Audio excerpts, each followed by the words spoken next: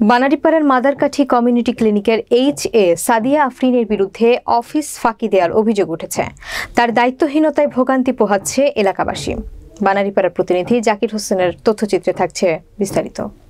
বরিশালের বানারীপাড়ার মাদারকাঠি গ্রামের কমিউনিটি ক্লিনিকটি দিনের পর দিন বন্ধ থাকায় গ্রাহক সেবা থেকে বঞ্চিত হচ্ছেন এলাকাবাসী।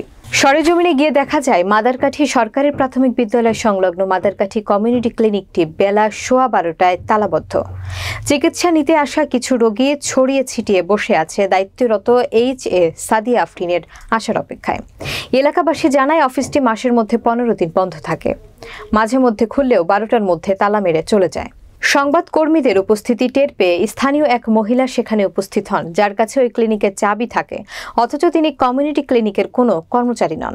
তিনিও স্বীকার করেন বেশ কিছুদিন যাবৎ অফিস খোলা হয় না। এইচএ সাদিয়া আফরিন অভিযোগ অস্বীকার করে মুঠোফোনে বলেন, বাচ্চা অসুস্থ থাকায় বানারীপাড়া উপজেলা স্বাস্থ্য কমপ্লেক্সের দায়িত্বরত সিদ্দিকুর রহমানের কাছে ফোন করে দুপুর 12টায় অফিস থেকে বাড়ি চলে আসেন। উপজেলা স্বাস্থ্য কমপ্লেক্সের দায়িত্বরত সিদ্দিকুর রহমানের কাছে জানতে চাইলে তিনি এইচএ সাদিয়া আফরিনের পক্ষে সাফাই গান, কিন্তু পরক্ষণে সংবাদকর্মীদের বিভিন্ন প্রশ্নের জবাবে স্বীকার করতে বাধ্য হন যে সাদিয়া আফরিন তাকে ফোন করে ওই কথা বলতে বলেন।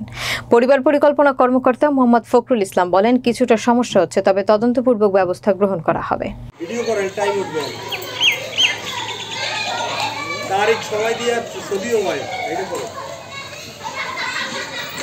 গেছে না, এমনি বন্ধ করে রাখছে, এটা সঠিক জানি। 5 দিনে টোটাল খোলেই না? না, টোটাল খোলে নাই। কয়জন এখানে স্টাফ জানো তুমি? একজন।